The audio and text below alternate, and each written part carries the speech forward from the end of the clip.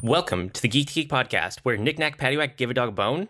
I'm Void, and I'm here with my co-host Beej. You stole what I was gonna do. Aww. Yes. You knick-knack thief. I did. Today we are talking about geeky knickknacks and some of the toys to life stuff that kind of goes with it.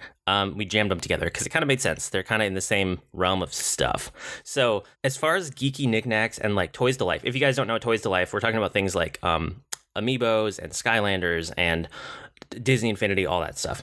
So I have some thoughts about this, but I really want to do this topic because I know that you have a lot more thoughts and you're much more into this kind of thing than I am. Yeah. I have been pretty much a huge collector of everything my entire life. I'm kind of a geeky pack rat. I've had to really change my habits as I've grown up and had to buy my own stuff. But for the most part, I love this kind of stuff. I love geeky knickknacks. I'm just looking around my office right now at all of the stuff that I have in here and that I want to put in here once we get the shelves in that my wife is building me for that particular reason. That's really cool. I didn't know that she was building you bonus shelves to store more things. Yeah, that's actually one of the things that she's specifically building. She's into woodworking. And so for my birthday was just a couple of weeks ago, and her present to me is a set of homemade wall shelves that she's doing and that she's designing and staining and putting everything together. And I'm going to be putting them on my shelf. And a lot of the stuff that's going to go on there are graphic novels that like I think are really nice, like probably my Sandman hardcovers. And then there's going to be Disney Infinity figures I really like. And then just a lot of my Funkos and things like that the stuff that I care about, but not the stuff like I have in storage or anything like that. But I'm going to actually decorate with this stuff on top of these homemade shelves. So this is something I really, really, really love. Like when I moved out of my office, whenever I changed jobs into freelancing, I had to go in there and I brought just boxes and bags and duffel bags, and I even brought a laundry hamper with me because I had so much stuff in there that students had given me because they knew I liked this stuff. Like I had a full-on voice-changing clone trooper helmet that you put on over your head. That's like a cosplay helmet that one of my students bought me at a garage sale and brought to me that I had sitting on my desk that was so big I had to just carry it out like that. Like I love this stuff. That's awesome. And you said that it even kind of ties back to when you play MMOs. Like you tend to be a collector just to be a collector, right? Yeah, it makes it really hard when you have games that don't give you a lot of inventory and bank space, that it really breaks my heart because I will keep things that are completely useless just to show that I have them, even if nobody else could ever see them. That I kept, like in World of Warcraft, I kept my tier 2 druid stuff, getting my Storm Rage outfit, that I kept it for so long that I ended up getting rid of it and then totally regretting it until they put out being able to transmog stuff. And I kept my benediction as a priest, that I got it way back in vanilla and went through the priest epic quest, got all this, and was one of these priests who was walking around with it. And when they put in transmogrification, I was so glad that I kept that thing. I'm never getting rid of it. I don't even have an active WoW subscription now, but I am so proud that every single time I upgrade my weapon in WoW on my priest, I transmog it into benediction or anathema or anathema, I don't even know how to pronounce it, and so that people can see it, because I keep everything like that. I have so much tier gear that I've taken over the years just in WoW alone, and just everything like that. I keep everything in MMOs. I'm like, oh, cool, this is a little holiday toy I got with my Rock'em Sock'em robots or something that just sits in my bank. Or, yeah, I know I have this non-combat pet already on my account on all my characters, but here's the little item that it came from, and even though I can't use it and I've already claimed it, it's going to sit here in my alt bank box because I can't bear to get rid of it because it was from the original World of Warcraft Collector's Edition. Like, that kind of stuff. Like, I keep everything. That's interesting to me because I'm not a collector. I would say that sometimes I'm a completionist, but it's different. Okay. Like for me, it's it's kind of what we talked about last week, where when I decide to start going for achievements or in the same vein, like a collection or a completion of something, it's very calculated. It's like, am I going to get enjoyment out of this? Is it worth the time that I'm putting into it? Like when I went for that Final Fantasy 15 trophy, the platinum, like that was totally worth it for me. There are other things where sometimes I want to be a completionist, or I want to collect like all of the achievements, or I want to, every once in a while there might be something physical, but like I've mentioned before, like I don't want a whole lot of physical stuff just taking up space in my house. Right. So physical goods, it's much less compelling for me. I've never really been a collector of them. But like when I was a kid, you know, Pokemon, there was a time when it was back when there were only 151, but I wanted to catch them all, you know, things like that. So, see, I didn't. Okay. Yeah, like, that's interesting. Weird enough, like I didn't care anything at all about having all the Pokemon. I only cared about the ones I liked. And that was something that hasn't changed. Even when I thought I was going to go for all the new Pokemon, I still don't care about having all of them. I just want the cool ones for those. Well, and that's how I am now.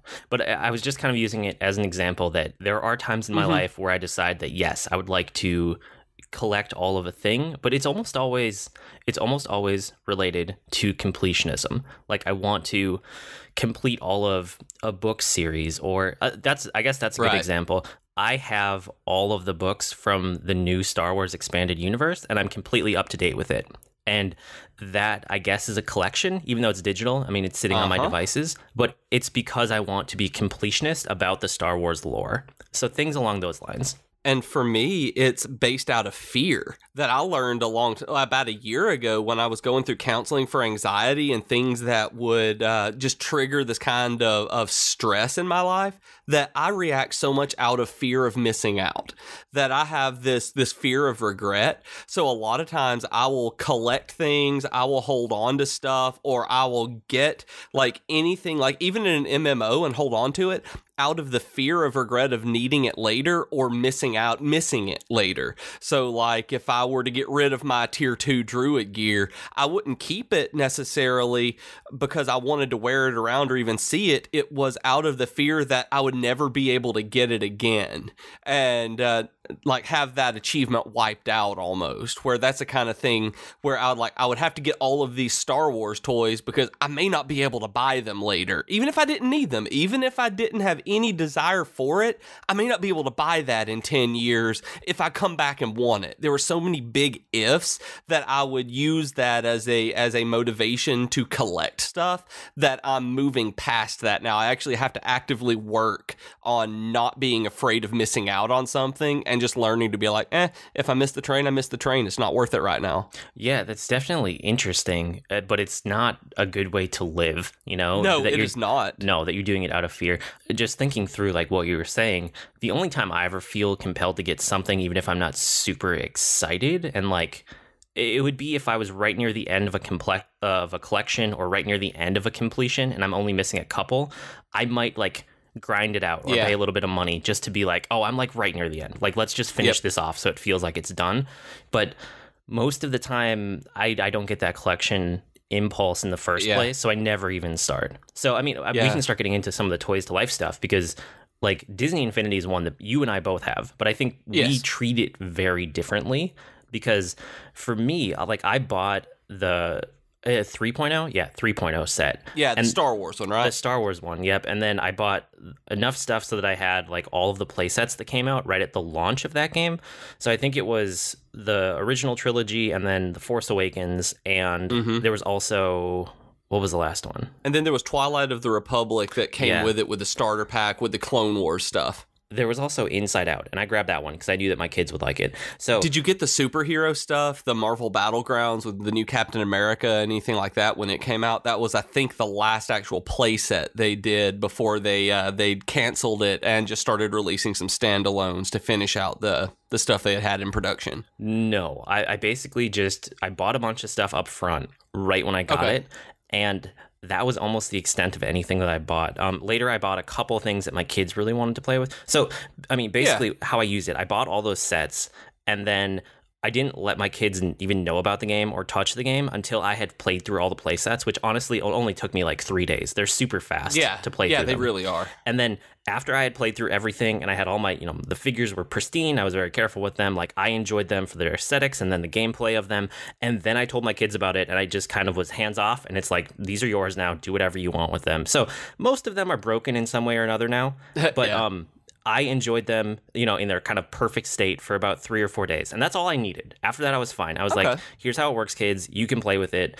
And they barely even play the play sets. They play with the toy box, which is just kind of the open world sandbox. And they just constantly are switching characters. So they'll jump between Star Wars and I have a couple standalone like superheroes too that they'll jump over to. And they have like Frozen and they have all sorts of stuff, all the Disney stuff. But yeah, I mean, I played it. I got what I wanted to out of it in less than a week. And then I just turned it over to my kids. And I played it for about, like, really hardcore for about a month and a half to 2 months, maybe 3 months.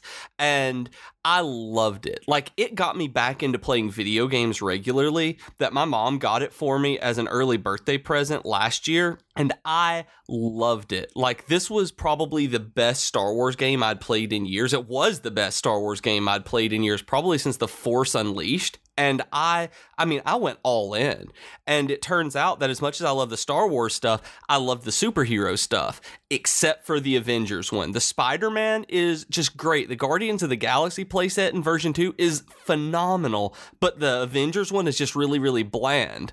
And what really got it for me was my wife's favorite franchise and movie in the world is The Incredibles. So we were able to play a game together and her finally be able to play The Incredibles and for us to do something together like that. And like I said in one of the early episodes, she liked the smashy. She didn't care anything about the building or any of the rest of it. She just wanted to go around and smash stuff as Elastigirl. And so we did that and we were able to do it together. And because I'm such a collector, I really liked having the ability to both have something physical, and these figures were so well made. Like, I loved the construction and the modeling on the figures. Like, they're the kind of thing that I would want to have sitting around my office for like my favorite superheroes or Star Wars characters. And then I was able to use them to collect other things in the world, and it really motivated me to keep playing and unlocking new stuff. But once I got done with it, I was done with it. That I haven't played it in a long time, and I really am thinking about going back and playing through some of the stuff like Inside Out that I haven't played all the way through. So because they're so different kinds of games, like that's a platformer that you can do, and now that they've canceled it, you can get the figures much cheaper. That I thought about going back, paying like the $10 it might be to get the other couple of Inside Out figures, and having a really good platform game that I haven't played yet, that just to take my time whenever I want to, that Jennifer and I can co-op through. So that's why I liked it so much, is that there was so much variety that also hit on a lot of the collector aspects of the world, and in the game, and in the real world, that whenever I set up these shelves, I'm going to have like my light effects Yoda sitting on there, along with probably like this really awesome Venom figure that I've kind of wanted for years. Compared to some of the other Toys to Life stuff, I really do think the Disney Infinity was like the best quality figures. And yeah, absolutely. I mean, my kids still sometimes play it, but it's kind of on their back burner. It's on the way out. I mean, they play Nintendo games mostly. Mm-hmm. They barely visit like Disney Infinity anymore. So when they are all the way done with it, and I kind of retire those figures, I'm going to throw out a bunch of them that are broken, but I'm probably going to look through the ones that are still in good shape, and I'll keep a couple of them around because they do look really good. They do, and there are a couple that I still want just for the construction on the figure. And I got really, really, really bummed out when they canceled this, because they released a Spider-Gwen concept that they were going to release later last year that we didn't get, and it was an awesome little statuette that I would to this day love sitting on my desk right now, because it was just so well made and so cool. Like it's better than any of the other like little memorabilia things that you can get for that particular character that I've seen. It would have been really cool. Like they really put a lot of work into the art design on that game. I'm curious, when you did play for, you said like a month and a half, what were you doing? Like, were you just replaying the play sets over and over, or were you in the toy box just messing around like my kids do? Or like, what was there? Because I felt like I ran out of content in the first week and I was just done.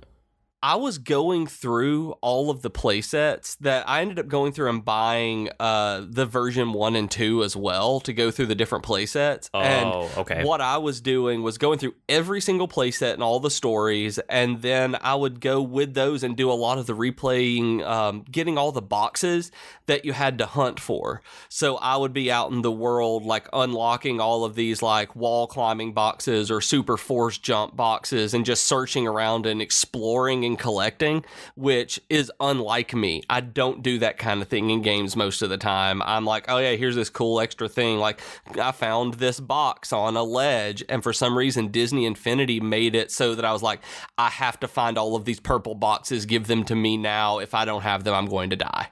Okay. And so I sat there and I hunted for these in every playset. Like, I was going for different star ratings in Star Wars, like going through and repeating missions with the individual characters to get the best ratings. That I have never done that kind of thing. My entire life, I've cared zero about ratings and like doing better on challenges. But this one, I was like, man, I want to do better at this as Han Solo or whatever it was. Like, I just had to do it. And it pushed me into honestly gaming the way I do today. Over the last year, my gaming habits changed because of getting that game. That's interesting. Okay, cool. Well, that makes a lot of sense. If you did go back and you grabbed a bunch of play sets that existed already, I can see how that would take you a lot longer. Yeah. How about Amiibo? When it comes to Amiibo, like, I suspect you don't have any, or if you do, you only have a couple. I have 0 of them. There are some of them that I would like to have, again, as the kind of thing that I would sit around because they're really cool. Like the Yoshi's Woolly World ones look really cool because they're like little plushes. And I don't care because they don't add anything to the games, in my opinion, that are worth paying the money for on Amiibos. That I like Disney Infinity because it's like you put this on and you're playing as this character. You can level up the entire character. There are talent trees basically where you upgrade everything. And then for the Amiibos, as I understand it, because I've never used them, it's like you put this in, it's like it's going to unlock this one little special part for this game, but not really do anything else. So that's true in a lot of the games that they're compatible with. Right.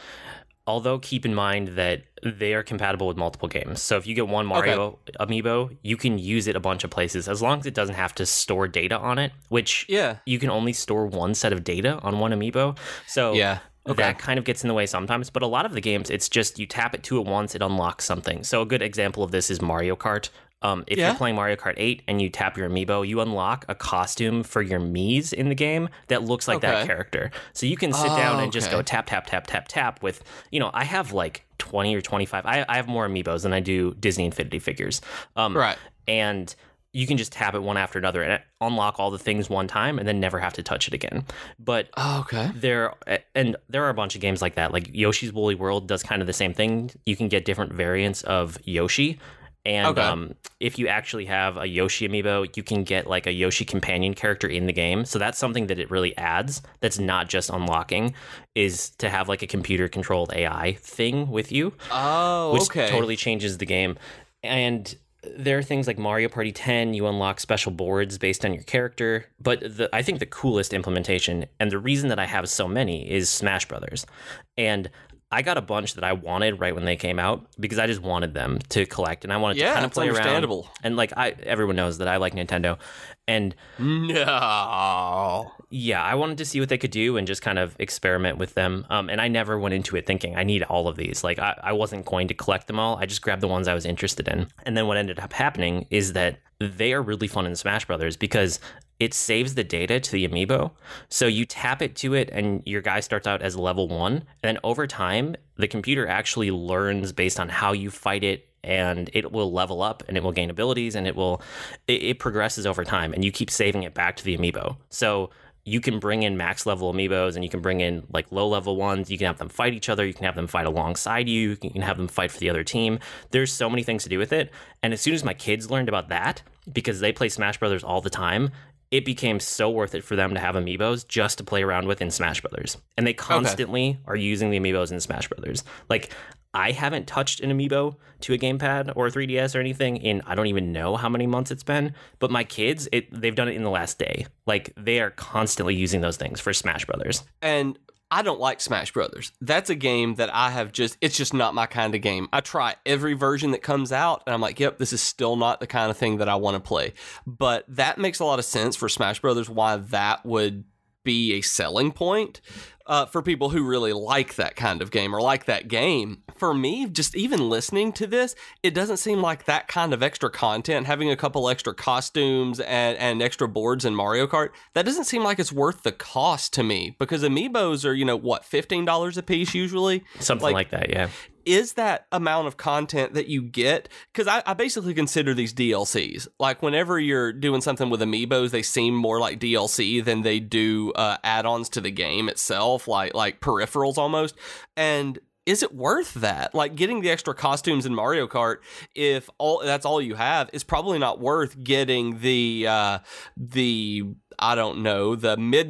one to unlock I don't even know if there's a Midna costume to get, but if you get the Wolf and Midna Amiibo, would that be worth it just for Mario Kart? Because that just seems like almost a waste of money. Well, it totally depends on who you are and which figure you're picking up, and if you like the look of it. Because again, the build quality on these is really good. So when all is said and done, it can just be a toy that sits on your desk. And when you think about it like that, $15 isn't that much. I mean, you start comparing it to like Funko Pops and other things that people buy that have no extra functionality.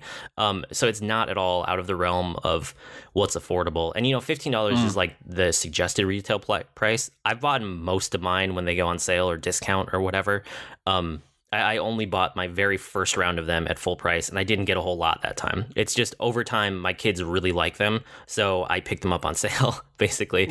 Yeah, it depends on the game and the Amiibo, because different ones do different things in different games, right? Like, if you were to buy one Amiibo and you got the Yoshi's Woolly World one, which is actually a knit Amiibo that looks super cool. If you guys haven't seen it, just Google that. Really do look cool. Yeah, so it's this little knit figure that is awesome just for being itself. But then you can actually get a whole computer-controlled AI assistant. Like, if that's the only one that you bought for your entire collection because you love Yoshi's Woolly World, that is probably worth it for you. Or like in the upcoming Breath of the Wild, which these are coming to the Nintendo Switch too. They're pushing their Amiibo line. Like, they have that NFC technology to read them in one of the Joy-Cons. So if you bring, I can't remember exactly which one, but there's a set that they're releasing for Breath of the Wild, and one of them, when you scan it in, it lets you have like the Link Wolf companion from Twilight Princess, and you actually bring it with you throughout the entire game of Breath of the Wild after you scan it in. So it would change your gameplay for the whole game. Things like that, if you're buying one or two here and there specifically for that reason, it's definitely worth the money. Or like the way that I justify it was, one, my kids just like it and it's worth it when I buy them on sale. Right. But then also, this is another thing that if we ever get sick of Amiibos, which will happen eventually, I will rescue a handful of them and I will keep them as knickknacks to sit around, Of course. Because they don't take up a whole lot of space and they look really cool. Yeah, I mean, that was one of the things that I'd thought about with Amiibos. I've seen some of the 8-bit ones specifically that I just legit like as toys, that if I ever saw for under $5, I might grab just to sit on my desk or something like that. Because even though I have no desire, an 8-bit Link or an 8-bit Mega Man or something would be really cool to have. Exactly. Just from nostalgia. But I'm the same way you are. I'm trying to get away from buying just stuff for the sake of buying it and just having so much clutter around my house. And so even geeky clutter, as awesome as it is, I don't want a ton of it because I've moved so many times. And I'm just kind of tired of everything being so just haphazard with it, that I'm concentrating on getting just the stuff I truly care about. That I'm not buying the Plo Koon Funko Pop, or I'm not going to buy the Toad on a special motorcycle Amiibo just to have it. I'm going to buy the spy. I'm sick. I was sick for weeks, and I went on my birthday and had to go get another bunch of antibiotics, and I went to the store and to have to pick it up, and I was like, I see a Spider-Gwen Funko. I'm buying that. And it made me feel better. It was my birthday present to myself. And that kind of thing, I put it beside my wife's Kamala Khan Ms. Marvel Funko that we have in our living room. Like, that was something I made a specific choice to buy. as opposed to just being like, I have to have all of these because they exist kind of thing, which is what I know a lot of people have done with Amiibos and Skylanders and Disney Infinity stuff, which is something I can't do anymore that I would have used to. Right. And like for us, the Amiibos, like they don't take up any space for me because my kids have a bunch of big like totes downstairs that have just toys in them, and they're kind of separated by the type of toy or when they would use it. So they have a giant action figure tote, and when I turned over the Amiibos and the Disney Infinity stuff to the kids, all of it just went in their action figure tote. I'm like, I don't care, whatever, you guys are going to break it anyway, so I don't need to keep it somewhere special. I don't need them out on a shelf. I don't need them taking up my space. They can just go in your tote, and that's where all of them live, which is totally that's what fine. My nephew did. Like my niece and my great nephew, my niece and her husband did that for Disney Infinity and Skylanders. They just have a tote for their son in the living room that he just pulls stuff out, kind of throws it around. If it breaks, it breaks, but he plays with them on the console and then throws them back in this giant plastic tote. Yeah, and my kids play with them outside of the console too, which is another thing that makes it worth it. Like they just play with them with the other action figures. So it's like I have definitely gotten my money out of the ones I've bought. And again, I haven't bought a ton of them. I probably have around 20 maybe, and there are way more than that out there, and I'm basically done buying them unless something crazy comes up for a game that I really want to do. But yeah, you mentioned Skylanders, and that's another thing that I wanted to say. Skylanders is something that like I haven't done. I don't own any, but despite that, my kids know all about it because it's just one of those things that kids know about now. They know about it from other kids. They know about it from YouTube, from whatever commercial ads they end up seeing, which they don't see a whole lot because we don't do cable TV or regular TV. So it's kind of whatever they see online and then from other kids. But my kids know all about Skylanders.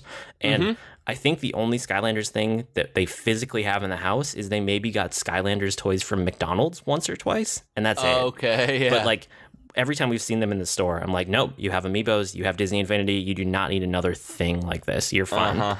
And that's actually why I don't have it. Like, I don't have any Skylanders, but I want them. Because the games look fun. That I know so many people who have played these games, and not just kids have played them, which I know who love them, like adults who are playing them with their kids are like, these are actually very good games. But there is a huge investment on Skylanders. Like they tend to be backward compatible, and you bring the older ones into the newer games sometimes. And there's a lot of them out there, and there's a lot of stuff that you can't do. Like you actually cannot beat the game sometimes without buying extra Skylanders figures. Yeah, that kind of stuff bugs me so much. There's gateways. Yeah, that bugs me. And so I haven't picked any up because I don't want to put in that much of a monetary investment, but I will eventually do it because you can buy 2 or 3 years ago starter packs for the PS3 or for the Wii that are around $8 or $10 most of the time. And if I can get the ones that I need to beat that particular game for under like $15 total, that's worth it because the games are supposed to be great. And then I can offload the game and starter pack on eBay or whatever like I do, or give it as a gift to one of my friends' kids or my nephew or whatever. And that kind of thing is eventually going to be cool for me, but it just hasn't been worth it yet. I do see them in the Walmart clearance aisle all the time, and I'm like, I don't need to buy this. You don't have time to play that much of a video game right now. And so I always pass it by, but one day I'll pick it up because I do know that they're good games objectively, even outside of the stupid gated content. Yeah, and it's one of those things where it's like there's so much of a rabbit hole to go down with Skylanders now because there's so many different versions, and like you said, there's backwards compatibility, and then you can get stuck in a game and have to go buy more, which is just I hate that. So my kids, like when we see them in the store, they're like, oh yeah, what about that? And I'm just like, no, you have other stuff. And it would be one thing if it ever becomes the number one thing on one of my kids' list for a holiday, like if that is the thing that they want above all else for Christmas or for their birthday or something, that would be one thing. But every time they've talked about Skylanders, it's kind of like way down their list. You know, it's like, oh, that'd be cool to have, but they're not super passionate about it. if they ever did get to the point where it's absolutely the thing they want, I would probably end up getting it for them for a holiday or a birthday or something like that. But I just don't want to get into that if I can avoid it. And I have a friend who has I can't remember how old he is. I want to say he's 5, but he's right around that age. And that's what happened this year. He got super into Skylanders just kind of out of nowhere. Like he watches YouTube videos, talks to other kids at school, that kind of thing. And all he wanted for Christmas was Skylanders. Like that was what he was like, hey, what are you asking for Christmas? And he was like, Skylanders. And we're like, do you want anything in particular? Like any particular ones? Like Skylanders. And that was all he thought about. He's like, you want to play Skylanders? I'm going to go on the internet. You want to watch a Skylanders video with me? And it was just Skylanders. And so like you said, if it ever became the number one thing, that's what you would get. And so it turned out like that was his number one thing. And so that was what he got. Like that was what mattered to him. But if it hadn't been, there's no way they would have gone down that rabbit hole. That is just too much, unless they are invested in that. Yeah, and like my kids, the number one thing this year was Hatchimals, which is another creepy toy that they already barely use. My son broke his on like the first or second day, but they wanted it. Oh, I didn't know that. Well, yeah, but I mean, they wanted it, and they were super happy the day that they got it for Christmas, and like that was the thing, and they got it. So that's the end of that. Like, okay, that whatever ends up at the very top of your kid's list, unless it's something that's crazy expensive, as a parent, you usually try to get that one thing, even if that means that you're not getting them a whole lot else because it's an expensive thing, and that's just so I have what to happens. ask about this. That I know my mom has told me that when I was for me it was Power Rangers. Like when Power Rangers came out, like I was so into it, and it was the White Ranger and his Tiger Zord. Like that was one year that I wanted that so bad, and she was one of those stereotypical moms who I know that she got into an altercation in the store and like had a woman try to take it out of her cart, and like she basically got into a fist fight with her and yanked it back out of this lady's hands after she took it out of my mom's cart. Have you ever had to do that just to make sure that your kid has gotten the number one thing on their list that has been so hard to find? Nope, I would never do that. We told our kids because we didn't know if we were going to be able to find Hatchimals because it was crazy leading up to Christmas. We just said, hey, we know this is number one on your list. If we don't get it, you will get an IOU. Do you know what that is? And they're like, no, what is an IOU? Yeah. And so we just explained it to them. We're like, it means that we'll get one later and you can pick it out when you have all the choices and they're easier to find. And they were like, okay, whatever. Like kids are, if you treat kids like they're intelligent, most of the time they are. After they hit about 3 years old, which I've talked about before, and they're more like a person and less like just a bundle of needs. You can reason with your children. People don't always do it. I see other parents that treat their kids like they're not like they're dumb, but like animals. I treat my kids a lot of the time as if they are adults. And yes, sometimes I have to come in and be the parent and lay down the law, and I hate doing that, but I do it.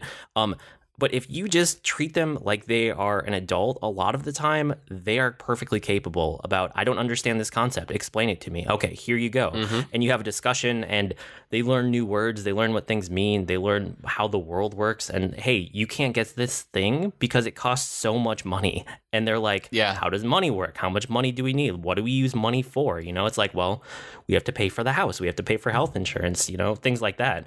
And my kids understand that because I've taken the time to tell them about it, and I treat them like they're smart enough to know, and they do now. And they're 4 and 6. Like it's just one of those things that I guess it's my style of parenting to just treat them like they can handle these concepts. I don't know how I got on that tangent. But hey, it goes in with toys. I mean, it really does on teaching. That was something that I didn't, I got, but I liked this stuff so much. I was so into it that my parents went out of their way for that. But I was kind of a jerk kid, so I've had to learn how to get past that as I've gotten older. Yeah, and I won't let my kids be jerks. I will come down hard as a parent if I ever see them being like that. It's just, I don't deal with that. Oh, my parents did. Don't get me wrong. They really worked hard on me not to be a jerk. Just part of it didn't take. And it took until adulthood to not really be a total poop human being. Well, there is only so much you can do, but I don't know. You do your best as a parent, and then yeah.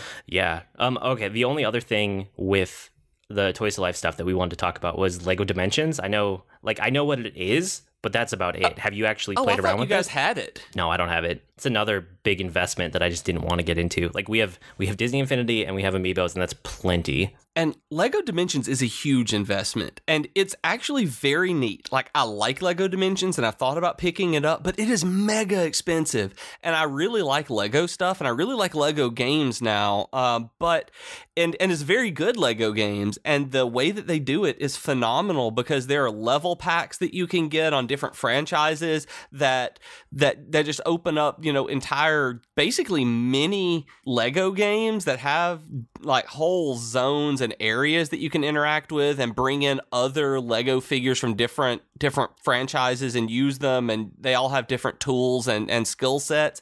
But one thing that's really obnoxious about it is that they're very expensive. That they're Lego priced, which if you've ever bought Lego playsets to put together any of these branded playsets, you know how expensive they are. Oh yeah. That you get like Lego City stuff and they're, a third of the price of the Marvel ones.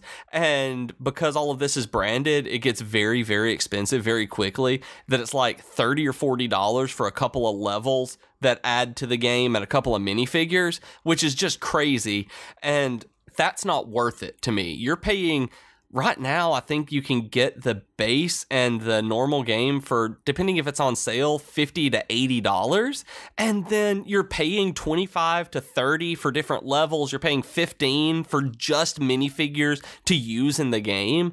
Like, they're so expensive. And the only real saving grace of this, in my opinion, is that you get legit Lego stuff. That you get minifigures that you can't get elsewhere. That if you're a collector on Lego, that you're the kind of person who has these minifigures and that is your thing, then there are some very cool ones that you can get. Like the Wonder Woman one is really cool with the invisible jet. There's some really cool Adventure Time ones that I would just love to have, but they're so crazy expensive that that would be neat to have is not worth the amount of money that you have to pay.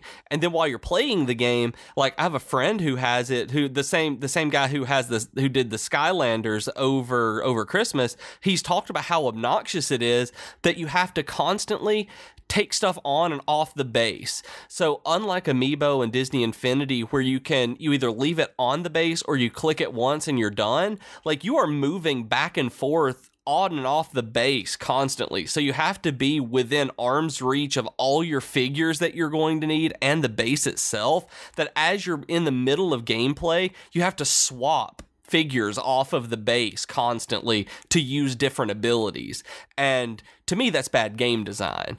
That I understand they wanted it to be more interactive for the kids and the players, but instead of it being interactive, it turns into kind of like a Nintendo gimmick with their touch screens and motion controls, where it's obtrusive as opposed to making you feel immersed. Yep, and for us, it was like it was those reasons. It looked too annoying as a game, and then it also was too expensive as a toy. Like, I would rather take that money and just go get them like the one Lego set that they really want, or even better, what I usually do is I just go and get the giant like things of it's just pieces. It's not a Lego set. You can spend $20 and get like something like 400 pieces, or you can spend $40 or $50 and go get one Lego set that like gets put together, that looks cool. And most of the time my kids, they will build a set once because they think it's fun, and then they tear it down and it just goes in their Legos anyway. So sometimes I bypass it and I just get them a ton of Legos and they're just as happy. Yeah. And I love my nephew because he does this and he loves the sets, like because he's super into superheroes and he loves that kind of thing. So like one of the first purchases he ever made with his own money, he's 6 now, and he saved up his birthday money and he bought the Avengers Tower and he put it together. Like that was specifically what he wanted. And because he loves those sets so much, he writes out his own Lego instructions. Like for sets that he wants that they don't exist, he writes his own booklets of Lego instructions to put them together. Like if this existed, like how some kids will write out like graphic novels, like they'll write little comics or scripts or books or whatever. Part of his is writing out Lego instructions to show how you would put together this thing that he would love to have exist. Like, I love it. Like, wow. I think that is so cool. That's dedication. Cool. Yeah, it is. He loves them. Okay, and I just also want to talk about geeky, like, knickknacks in general. So I have much less than you do. I don't like physical clutter. I've talked about that before. But I do have a few things that I try to keep on my desk, especially like when I worked in an office. I'm looking around my desk that I'm sitting at right now as a freelancer, and I have one set of dice, and I don't even know why it's here because it should be over on the other side of the room. But that's it. But when I was in an office, I had a couple things that I would always keep in my desk. I have this little green 1-Up mushroom that I really like. That's very subtle, but it's not gigantic. It's just a little one. And then I have a yo-yo just for like something to do with my hands if I'm thinking. I play with a yo-yo sometimes. And then I had a Koopa Troopa plushie that was not gigantic, but just, I don't know, 4 or 6 inches tall. And those were kind of like the core things that I would keep around my desk. I didn't have a whole lot because I never wanted to clutter up my desk. But you have a lot of things, right? I do. And this came from, being a kid and collecting stuff. And the older I got, just having stuff around, I loved it. And I had all of it. Like there was just a few things. Like I loved stuff, if you haven't gathered that yet, you guys. And I used to be so intense about all this stuff. I had to have all of it. Like I said, it was fear of missing out. Like I wanted just everything. And my bedroom walls as a teenager were filled with memorabilia that I had. You'll see my friend Luke used to tell me that he would see people's Star Wars collections on like documentaries, and he would be like, oh, BJ's he has way more than that stuff. And it was like, I did. And I just had walls and walls of hanging Star Wars action figures still in the packages. I had Lord of the Rings figures everywhere, collectors, everything all over. Just the walls were just plastered with it. I had stuff sat up on shelves. I had it everywhere. And then later, what I started collecting was bigger things that I would get as gifts. And like I've talked about my Yoda statue before that's gone with me places. That is this episode 2 limited edition thing that came from FAO Schwartz that my parents had to order. Like it's sitting beside me right now. And like I started collecting the replica lightsabers from Master Replicas. Have you ever seen any of those? Yeah, and I want one eventually. But one of the things with me for physical objects is that I want a place to put it before I get the thing. I don't want the thing just to have it. Like I need a place for it to fit in my house and to display it. And I cannot think of a place to put a lightsaber in my house right now. Yeah. But I want one eventually because those are super cool. And I don't want a million of them. I don't want the entire collection. I just want to go and pick one that I think is awesome. Maybe like the Anakin Luke lightsaber that carried through for so long that, went to Finn and Rey. That one might be really cool to have. But I know what they are. I want one eventually. And I loved these. Like when they first started being produced, like I fell in love with these lightsaber hilts, and I got a lot of them because like I was very spoiled. Like I recognize that. And one thing that I ended up getting as Christmas gifts year after year were these Master Replicas lightsabers. So I ended up getting I have Yoda's episode 2 lightsaber replica and then his battle damaged episode 3 one. I have a Darth Sidious lightsaber, and Mace Windu's lightsaber is my favorite that I have. Like I just love it. And then I have a Han Solo blaster replica, the holdout blaster this big, and a blueprint of his blaster that I have hanging on the wall. And then my absolute pride and joy is a Darth Vader lightsaber replica that has a signed placard by James Earl Jones that I love this thing. It's in storage right now, but whenever I get my shelves built, there's a really good chance that one of the big ones is going to have my Darth Vader replica lightsaber on it with my James Earl Jones signature on it. That these are like pride and joy things where if I'm ever out of money, like with switching to freelancing, Jennifer and I have talked about if we run into the point where we don't have any money, I don't have any contracts, I've got so much stuff in storage that I can just sell to help keep the family afloat. That James Earl Jones lightsaber specifically, that and the Yoda statue will be the last things I sell of anything I've got, but they're worth enough money that it's worth having. That's something about all the collection that I've done is that a lot of it is worth a pretty penny, and some of it is absolutely useless. Like some of it is worthless and will never be worth anything. So I've been going through the storage unit. I say the storage unit, it's the workshop we have on our new house. Yeah, I was going to ask, like, where do you keep all this stuff? Do you have a room that's dedicated to it? Is it all just shoved into storage where you never see it? Do you have it in your office, or is it like everywhere? Like, how do you manage it? A mixture. Okay. Right now, it's just I have pieces out in my office, like, and in the living room. Jennifer and I both have the things that we like the absolute most. Like, I'm looking around my office right now. I have a Star Wars 1977 vinyl record that we got, that is the original soundtrack and score from John Williams, that I think is awesome. I have my Yoda statue beside me. I have a Groudon Pokemon figure above me on the windowsill that my nephew gave me because I like Pokemon and he doesn't. A Pokeball, a Spider-Man statue my mom gave me, and a Boba Fett figure that I just kind of found. A Kylo Ren Funko, a Darth Vader Funko that were both gifts. And the day that the Force Awakens toys launched, Jennifer went to Walmart that was beside our house, bought me the Black Series Kylo Ren, and surprised me with it before I woke up. And as I woke up, and like, that means a lot, so it's sitting beside me, and a Spider-Man lamp that my mom made me when I was 14 years old. Like, that's in my office right now. And it sounds like a lot, but it's really spread out. And so you can't really see all of it at any given time. And like in our living room, we have some Funkos. We have some, like, her X-Files Funkos, because Jennifer is like, what Star Wars is to us, X-Files is to her. And so she has her Mulder and Scully Funkos that she's found and things like that. But for the most part, it's back in storage in plastic totes that I go through occasionally as we're trying to free up space in the house, and I toss on eBay. I go through, find the most valuable stuff that I don't care about getting rid of, that I look and like, yeah, this was cool for a while, and now I will never put this out again, and I will never do anything with it. And I either throw it on eBay or I give it as gifts for Christmas, because they're not like re-gifting kind of things. These are stuff that you would probably find at a collector's, like in a flea market, I hate to say it, but in an antique store, because I've seen them there, that you'll just see in different places that you would buy as collectibles. And I've given them as Dirty Santa gifts. I've given them as Christmas gifts to add on to stuff. I have superhero action figures that I give my nephew. I'm the uncle who's like, hey, you want a toy? Hold on a second. Here you go, because I love you. Nice. And it's just, I do stuff like that because it's things that I won't give away the ones that have sentimental value or, true like thousands of dollars value. But I throw a lot of them on eBay these days, and we go through occasionally and make a purge to be able to get rid of stuff that just will serve no use in the rest of our lives.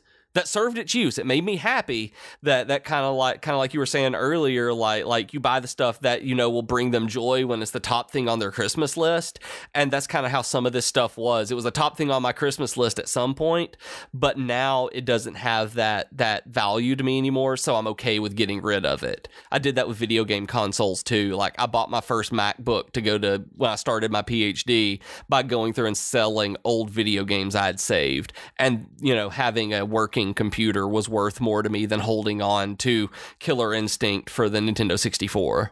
Yeah, no, that's understandable. For me, like I mentioned before, I need a space where it goes. So I've purged tons and tons of stuff just from when I was a teenager in college. And, when I used to have things more scattered around, like spread out, like you're talking about, and I don't have any of that in my house now. Like, my house is actually more decorated, and it's something that my wife really likes to do, is like figuring out what goes on the walls and which way, and not just all paintings or photos, but like a, almost collage some ways. Some of it is just really cool stuff that from like antiques places or crafts fairs, things that go together. So most of our house is decorated by my wife in that way. And then over time I had gotten a bunch of Penny Arcade prints because I love a bunch of Penny Arcade stuff. Okay, cool. And So I had these prints, and at one point I had an office at a job that I was at. So I had a big office. I had all these big blank walls. So I bought a bunch of Penny Arcade prints that I liked, and some of them were a series of prints that went together. And I hung them all up around my wall because I was just looking at gray walls all day, you know? And like that office didn't even have a window. So I needed something to look at that was not a gray wall. So I hung these all up, and then when I left that job and I started freelancing, they were sitting in the back of the closet for a long time. And when we got this house, we decided that we'd try to find a way to keep them or get them up somewhere. And my wife got to the point where she said, oh, I know, the downstairs bathroom. So we have a bathroom that's all Penny Arcade comics. And that bathroom is really cool. Yeah, it has like a purple wall too that's kind of just brighter and more off color than the rest of the house because it's just a small bathroom that can be a little, I don't know, kooky, I guess, you know. It's basically like a comic bathroom, but it's almost all Penny Arcade stuff. So it was fun because we found a place where they fit, they hang up, and they don't like take away from the rest of the house by being next to really nice art or really nice, you know, things, or like a table that my wife restored that, you know, is like antique-y, handmade, and then she whatever and painted it. Like, you don't want geeky stuff sitting on that, or like a big print right next to it that takes away from it. So I was glad that we found a spot. So I have like my Penny Arcade bathroom downstairs that I really like. And then besides that, I was thinking like the only other geeky stuff that I really have is I have a ton of geeky t-shirts. Like, I think many geeks have t-shirt collections that are just geeky stuff, and I have that. And I find myself going more and more towards liking the more subtle ones that still speak to the subject. Thank you. Like, I don't want one that says Star Wars in giant letters on it and like a giant Star Wars logo that I'm walking around with, because I can't wear that. I can wear it out and about, but as I get older, I feel more and more dumb doing that. I like the one. Yeah, absolutely. I mean, unless I'm going to like a Star Wars premiere or something, I like the ones that are more subtle, where if you glance at it, you won't necessarily know what it is unless you understand the subject matter. So I have a ton of Star Wars shirts, but like one of them is all of the characters rendered as tiny little pixel art. And it's just like character after character, line after line. I have one that has like all of the Star Wars vehicles with the name of the vehicle under it.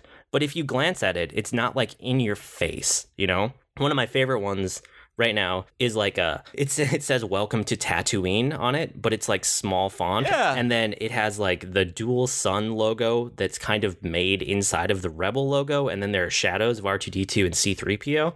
So I've seen that. That is awesome. Yeah, I love that one. I love things like that. I have a couple Final Fantasy ones also where it's like, you can, if you know the Final Fantasy it's from, you can recognize the silhouettes of the characters and you know the design. But if you don't know Final Fantasy at all, you would see it and just go, oh, that's a cool design shirt. So that's the way that I go with my shirts. I like ones that they look like a cool design, but if you know the subject matter, you can really understand it. My favorite hoodie is like that. It's a Legend of Zelda hoodie that actually it's Nintendo official merchandise that I found at Goodwill, that I was just kind of browsing through the clothes one day, and this green hoodie caught my eye, and it's got like a 3-layer shadow of Link in like yellow, black, and I can't remember the other color, but you can barely tell it's Link unless you're looking at it. And so it just looks like I have this design on a green hoodie when I'm walking around. And then most of the time I'm at a register buying something, and the clerk will look up and be like, oh, dude, Zelda, that's awesome. And that's how they recognize it, not from a distance where I've just got this big Triforce on me or something like that. But I do have a giant Star Wars hoodie that says Star Wars, that has a TIE fighter, and I own the geekiness. I used to be embarrassed a little bit by it, and I just don't care anymore. But I don't wear the Star Wars hoodie whenever there's a new movie around. Like, I may wear it to a premiere or something. Actually, last year I wore my Boba Fett costume hoodie to the premieres, because it looks like they're, you know, this kind of military style hoodie, but if you didn't know it's Boba Fett, you know it's Boba Fett.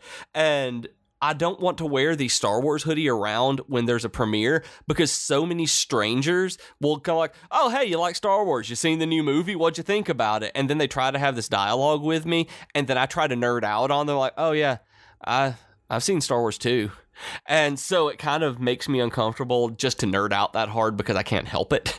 And I don't have as many like nerdy t-shirts. I'm trying to build back up on that actually, because when I lost weight, so many of my t-shirts were so much bigger than I can wear now that like I can't wear the geeky t-shirts I had, and it costs so much money to replace that kind of thing. Well, and there's something about having the subtle designs. It's almost like a hurdle the other person has to jump over, and if they recognize it and bring it up, then you know that they are on at least a certain level of understanding that you can have a conversation with them.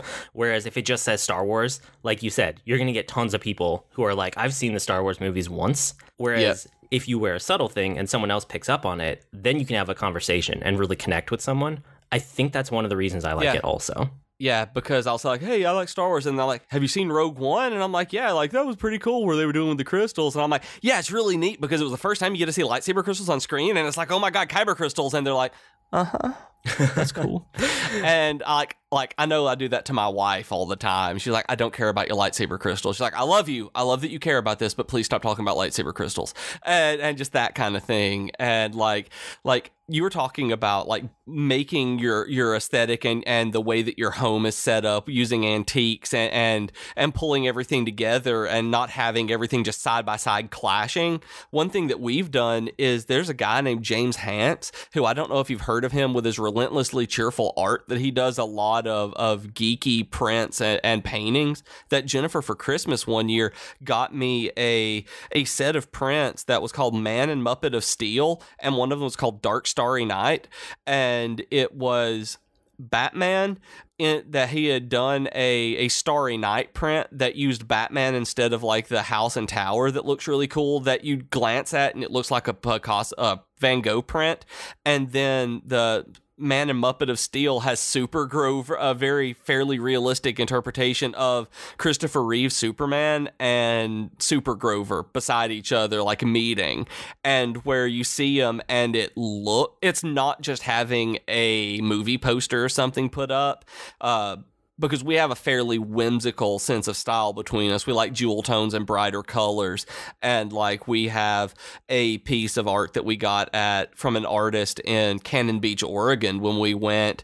And it's a very pastel watercolor. And then we have it in a kind of distressed frame that we have, but also in that same room, Jennifer has this really big original Wonder Woman painting that she won at a convention that she was so excited about. That's really cool. That's really well done and well made that we usually sit on top of the mantle. That the thing is like 3 feet tall, and it doesn't look out of place because of the colors and the other like whimsical aesthetic that we have.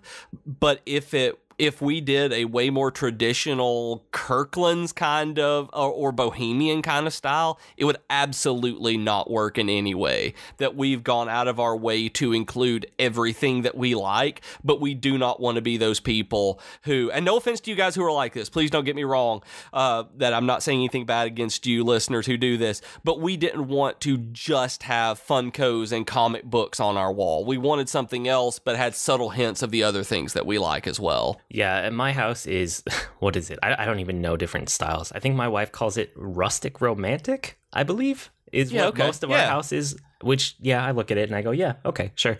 And I like it. I really like what she's landed on, but it's one of those things where I don't even like weighing in on it most of the time.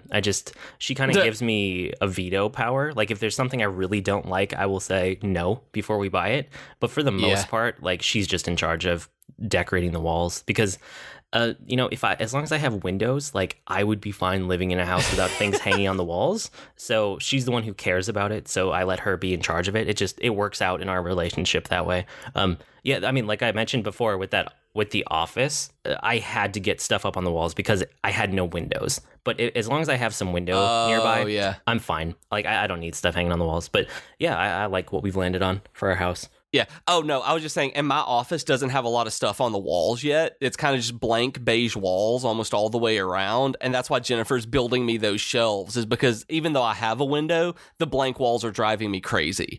So I completely get I need not to have blank walls because it's, being in here for like the last 6 months every day is like, give me stuff. I'm tired of beige.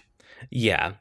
Okay, that's a lot of geeky knick-knack talk and a lot of interior decorating discussion, I suppose, that I wasn't anticipating, but that's okay. I like seeing where the podcast goes every week. I was going to do Geeky Offer of the Week, but then I realized that actually one of the things from my weekly geekery is a better fit for my book recommendation, so I want to just talk about it for a bit. But if you guys want a free Audible book, go to audibletrial.com/geek-to-geekcast. This is one that I listened to about half of it and I read about half of it. So it's a John Scalzi book. I love him as a sci-fi author, but I just want to talk about it for geekery anyway, and it's called Miniatures.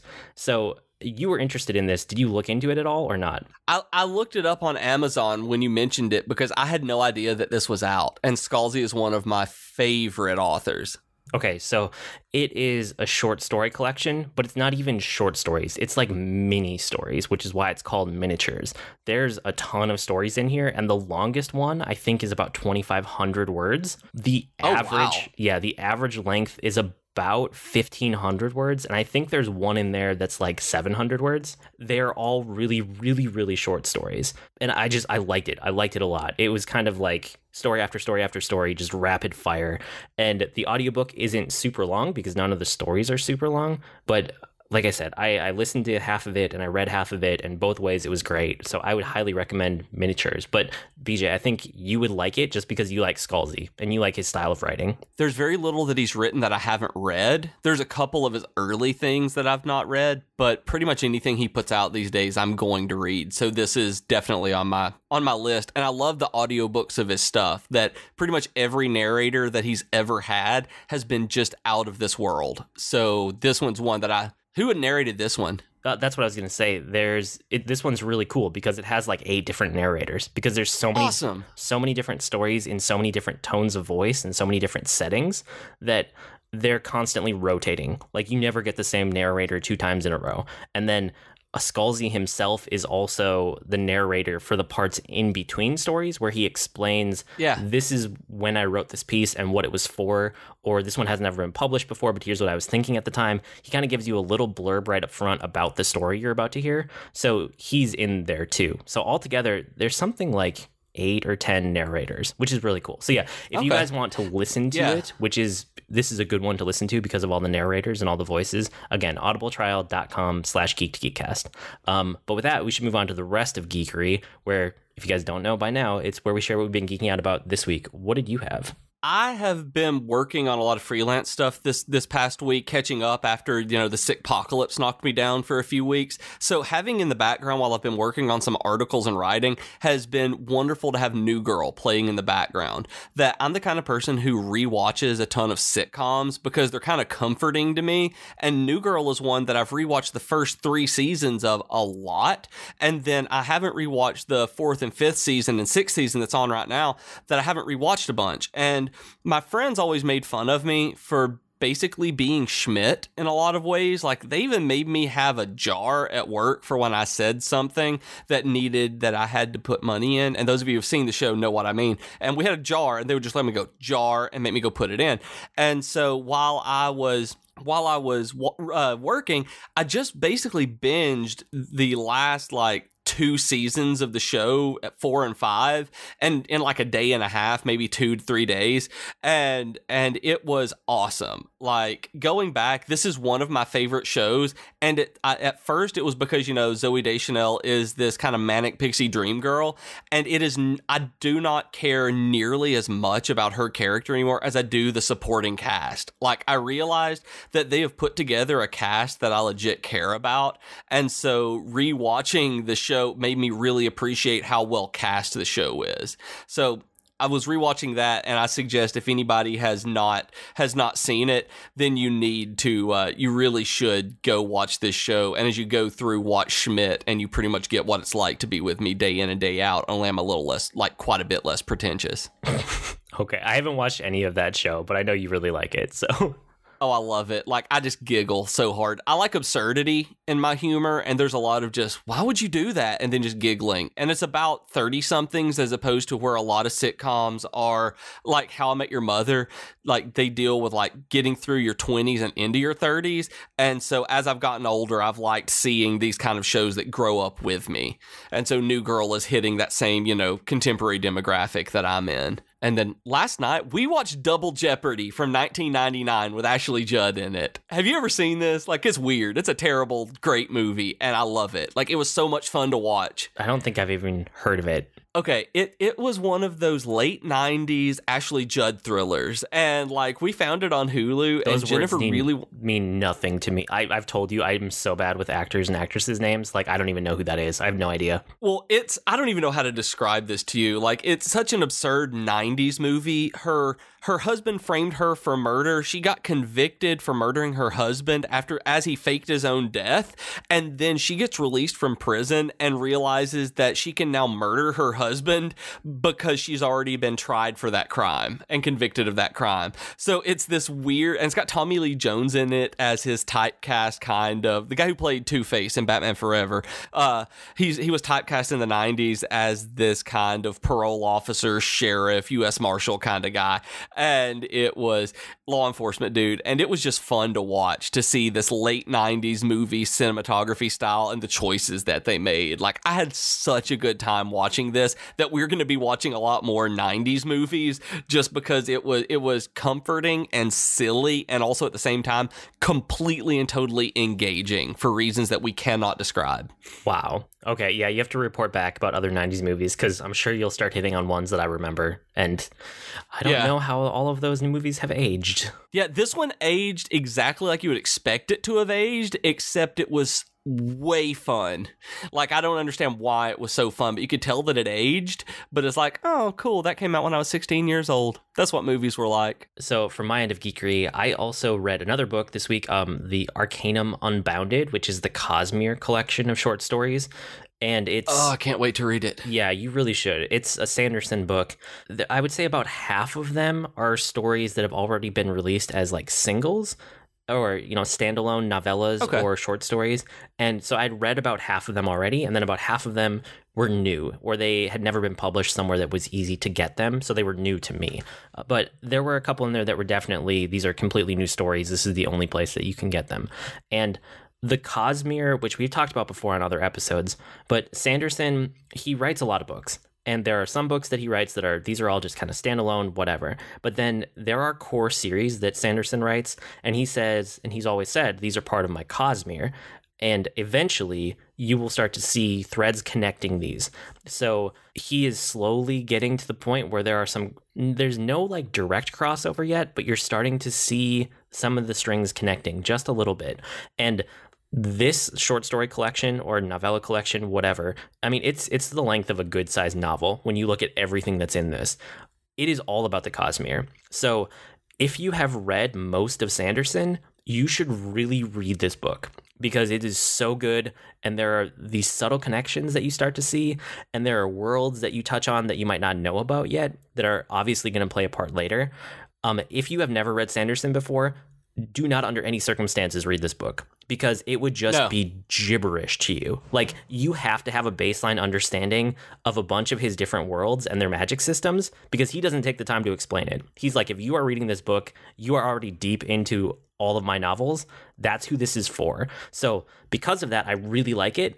But I also have to say, if you haven't ever read Sanderson, there are a bunch of great places to jump on. This is not one of them. However, I will say, I haven't read this, but I just looked up the stories that are in this.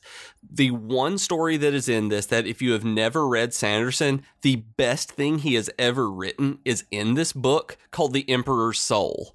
That it is a standalone, that you don't have to know any of the rest of the stuff to read, that you can go pick up and just read it is available on its own.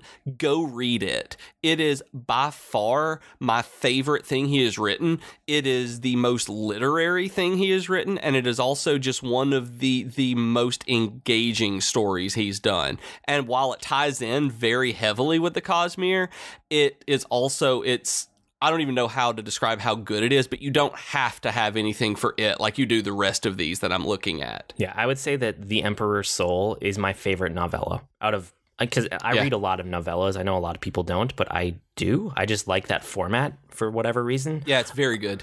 And this is my favorite novella. Nothing has ever surpassed it. So yeah, if you want, you go just grab that one. Because like you said, it's standalone. You can get it on Kindle or whatever. But yeah, The Emperor's Soul. Check that out. And if you like it, then definitely go pick up the rest of this, because I'm looking at what's in there now and I'm like, oh man, I got to read this, because I've read all of Sanderson except for the 2 newest Mistborn books. Yeah, and I mentioned a few weeks ago that I had read through White Sand, Volume 1, the graphic novel. And this collection actually has essentially like an issue or 2 from that graphic novel, but in written form, because he started it as a book and then he realized he wouldn't have time to ever write the book. Well, not ever, but he couldn't do it when he wanted to do it. So they partnered up and made it a graphic novel adaptation. But he actually had the first few issues worth of what ended up being issues written out in book form, in novel form, and that is in here, and it's really good. And I almost prefer the written version than the graphic novel, but yeah, if you want a taste of a new world, that's also in here too. So keep that in mind. Outside of that, I watched The Grand Budapest Hotel, which is a movie that I didn't know if I would like, but I really ended up liking it, and I've watched it twice now. I watched it once, and then I told my wife about it, and she's like, I might like that. So we watched it again together. And do you know anything about it? I hate Wes Anderson. I don't know who Wes Anderson is. He's the director. Okay. I hate his movies. I hate his style. I hate everything about everything he has ever done. This is a movie I will never see in my life under any circumstances, unless I'm being tied down to a chair, my eyelids pried open, and they tell me that they will murder my family if I don't sit there and focus my eyes on the screen. Yeah, you're a little more black and white than I am. I really like this movie, and it was really good. It's cool because it's like a story within a story within a story within a story. I think it's about 4 levels deep, and they use different framing devices from like a filmmaking perspective, so the aspect ratio actually changes depending on which level of the story you're in. It's super fascinating to see it go like almost back through time, but it's also back through different narrators' memory. So the further you go deep into the story, the more whimsical it gets, because you're seeing it through a lens that's through a lens that's through a lens, right? There's that unreliable narrator part of it that is super interesting. And I don't know why this movie was captivating for me, but it absolutely was. Like, I wasn't expecting a whole lot, but I had seen a YouTube video about it that made it look like it could be interesting, maybe from just a filmmaking perspective. And then I sat down and I was completely glued to the screen, start to finish. And then the second time I watched it with my wife, I watched the whole thing without getting distracted. Like, it's a really good movie. I really like it. And I totally know why you like that from a cinematography standpoint and your background. I totally see why you would like Wes Anderson. He's one of those people for me. I know we talked a little bit about last week with people trying too hard. That's how Wes Anderson movies are to me. They feel like they're trying too hard to be quirky and do new experimental things. And sometimes they do work, and other times it just hits me as being like, dude, just make a movie. Yeah, so I heard about this from a YouTube channel called Movies with Mikey, which I watched. Okay. I binged all of it because I found it a few weeks ago, and I really liked like the film analysis in it. And I would recommend checking out Movies with Mikey. But he had basically said that the director, which you said Wes Anderson, right? He said that like he has made so many movies, and they always feel so Wes Anderson-y, and it doesn't always fit. And he said, this is the one movie where it truly fits. Like, it just works with the story they're telling. And he said, if you never see another movie by this director, see this one. This is the one to see. And I was like, okay, like, I don't know. I didn't know the director. You know, I forgot it between the time that he told me and the time that you just told me. So this is what happens to me. I am not a student of film studies. I'm a student of production, right? I've done so much like video production and live TV production, and I can truly appreciate what goes into a production, but I've only ever taken a couple like 101 level film classes. I don't have a film degree. You know, I never sat down and just analyzed film after film. I've never had to write paper after paper about it and learn the actors and directors. Like, that's not my background. And I don't know. And you see, I don't have the production background. I have the film studies and narratology background. So that's what I see with all of, I can go from director to director in different movies and look at it and trace it that way, from like The Life Aquatic with Steve Zissou to, Moonrise Kingdom and all of this, to the Grand Budapest Hotel and yada, yada, yada, and see the Wes Anderson threads through it and how the stories are being told, that kind of thing. But in terms of the actual production of it, like you do, I have zero training there. Yeah, and see, because I'm bad with actors' names, I'll recognize faces, but I don't recognize names. And I'm bad at keeping up with directors. Like, there are some directors in some series that, yes, I know them because they're super famous, and I keep up with a couple creators that I really like. Outside of that, it's kind of nice to just come to every film fresh, right? Like, if I'm watching a live production of something, I don't watch sports a whole lot, but like if someone else has sports on and I'm watching a live production of that, or if somebody has like the local news on, which again, I avoid probably because I've done so much production for these things over the years, I can't turn off my brain to stop analyzing them. It's nothing but analysis when I'm watching a live production, but I have enough production background and I luckily don't have all of this weight of film knowledge on me that I can almost always come to a film completely fresh and just not have any expectations about it and just take it as it is. And I don't really want to get out of that mindset. Like, I don't want to go educate myself more about film. Again, outside of a couple creators that I really like, there are a few. And I mean, like series like Star Wars, where I just know everything about them. But they're few and far between.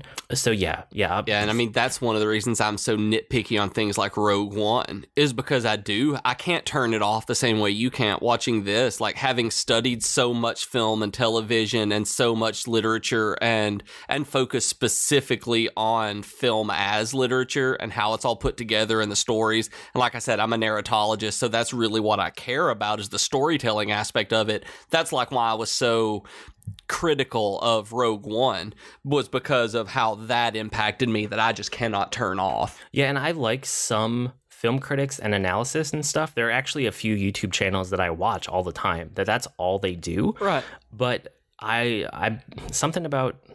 kind of keep myself willfully ignorant about some aspects of film and film history so that I can keep enjoying films without overanalyzing them. And I'm okay with that. Yeah. Okay, so outside of that, I've been told that I ruin books for people. My students always told me that I've ruined their favorite things for them, and that, thank you, I'll never be able to watch this show or read this book again the same way. And I'm like, I did my job. Yeah, I don't need that. I like to enjoy the things I enjoy. Outside of that, though, I also started playing Hitman, which is a game that... So at the end of the year, we did our own end of the year list, and I did ours before I listened to anybody else's podcast or anybody else's list that got posted on sites. But then after we did ours, I went and I consumed like all the creators that I trust, all of their lists on websites, all of their lists on podcasts, things like that. And I made notes about games that I had probably missed from the year that I should have revisited. So that's why I replayed Batman Telltale a few weeks ago. And Hitman kept coming up on so many people's lists. I was like, why? I don't understand. I've tried the series so many times. I hate this series. It never clicked with me. It seemed boring and a little bit too linear and like not approachable for newcomers at all. Why is this game on so many people's lists? So I finally went and I watched, it looked like it had been a stream, but I watched on YouTube later. And it was a bunch of guys sitting around playing Hitman, but instead of just playing it and like trying to beat the level, they were giving themselves challenges. They were pulling like conditions out of a hat where they would like have to take out a target with a certain weapon while wearing a certain disguise. And then there would be like wild card things like you have to start in this location, or you can't do this, or things like that. So they were setting up their own challenges and playing it that way, and it was extremely fun to watch. And it was like, okay, so what's the deal with this? So I dug into it more. And this game, instead of having level after level after level, there are only 6 levels in the entire game that are fully fleshed out. But the thing is, every level is its own little world that's totally and completely fleshed out. Like, you would believe that these are real places in the real world in a way that I've never seen in a video game before. Like, it feels like a real working, living, breathing part of our world and you are in it. So the fun isn't taking them out the first time, right? I played the 2 training missions, and then I played level 1 because for whatever reason, when I bought the whole collection, so after I watched that stream, I decided to buy it because I was like, okay, I can see where the fun is in this game. I bought it on PS4, but because every level was released episodically, when I bought the collection and I told it to download, it only downloaded the training levels and the first level. So I did those last night, and then I was like, oh, I want to see what level 2 looks like. And it's like, okay, download it. I was like, wait, didn't I buy this and tell it to download everything? So something got weird with the episodic structure. Yeah. I had to go and queue up all my downloads. So tonight I'm going to dive in and see what the other levels have to offer. But last night, I just kept replaying those 3 levels over and over. And it gives you so many challenges and so many feats and so many opportunities that you can approach these levels in I don't even know how many different ways. The fun is in learning the level and then playing around with it and trying to accomplish your objective in different ways, or setting up challenges for yourself, or trying to beat the challenges that the game has listed in it. So that's what I was doing last night. Like, I beat the training mission. It had like all of these feats that you could do, different ways you could approach the target, different ways you can take them out. I did all of them last night, and I never once got bored with it. Like, even though it's the same level, like the levels are so well realized that it is just fun. It's just so fun. So if you like stealth games that have like a puzzle element, or if you like stealth games that have like a really well constructed, breathing, living world, you should really go look at the Hitman game that came out last year that's just called Hitman. And if you're not totally sold on it, you can download, I think the training missions are free, and then you can buy like level by level. Like, you don't have to buy the whole game if you don't want to. If you want to just sample it and see if it's really for you, you could just buy the first level or whatever. Now, is this game available on PC? Because you said the PS4, but can you download and do those demos on PS3? I don't know if it's on PS3. I think it's not PS3, but PC. I think it's on PC and PS4 and maybe Xbox One. I don't know. I don't keep up with Xbox One that much. I could Google it really quick. Yes, I Googled it really quick. It's on Windows, PS4, and Xbox One. So yeah, you should be able to go sample it on Steam, I would assume. Yeah, then that's definitely worth it. Cool. So like I said, I only played really one real level, and then I was trying to master the training levels. So I am going to play this a bunch more, and then I'll report back after I've experienced the whole game. I'll let you know how it goes. That does sound like a really cool game. That this is not, kind of like you, this is not my kind of game at all, but I used to love watching my friends play Tenchu on the PlayStation 1, doing exactly this, setting up those kinds of personal challenges that made it just so engaging to watch. So this is kind of a nostalgia hit for me to hear about that. Yeah, and I don't really watch streams of games very often, but this is one where I had to watch people playing the game to convince me to get it. So if you're interested, maybe go look it up on YouTube or on Twitch or somewhere and watch somebody stream it or watch someone play it for a while.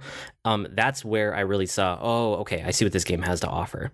But yeah, I'll report back when I play more of it, because I'm going to play more of it. Like, that's what I'm going to do tonight. I'm excited. I'm really enjoying this game a lot in this kind of release window in January where we don't have a whole lot new. So I'm glad I found something. I'm digging into it. Me too.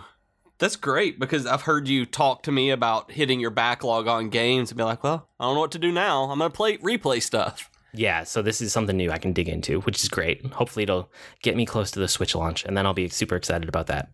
And with that, you can write to us with comments, suggestions, or feedback. Our email address is geek2geekcast@gmail.com, or reach us on Twitter @geek2geekcast. We also have longer discussion threads on our subreddit at reddit.com/r/geek2geekcast. And if you want to get email updates so that you get all of our podcasts from all of our network in your inbox whenever they go up, you sign up at geek2geekcast.net and tell us which shows you want to get the emails from. I blog at agreenmushroom.com, and you can find me at grnmushroom. That's green mushroom without the E's on Twitter. I'm on Twitter as @ProfessorBeej, that's Beej with 2 E's, and I blog and occasionally podcast at geekfitness.net. We've been Void and Beej with your Geek to Geek podcast. That'll do it for this week. See you next week, geeks. Knick-knack, paddywhack!